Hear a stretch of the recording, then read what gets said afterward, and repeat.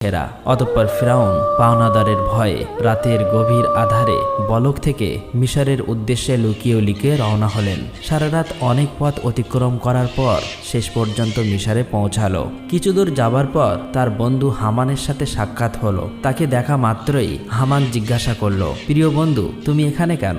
তোমার কি অবস্থা? তখন ফেরাউন বলল, বন্ধু হামান, আমি খুবই মুসিবতের মধ্যে আছি। পাওনাদারের ভয়ে লুকিয়ে পালিয়ে এসেছি। আমি একেবারে নিঃস্ব, চারিদিকে ঋণে জর্জরিত। এখন আমার কোনো একটা কাজের প্রয়োজন।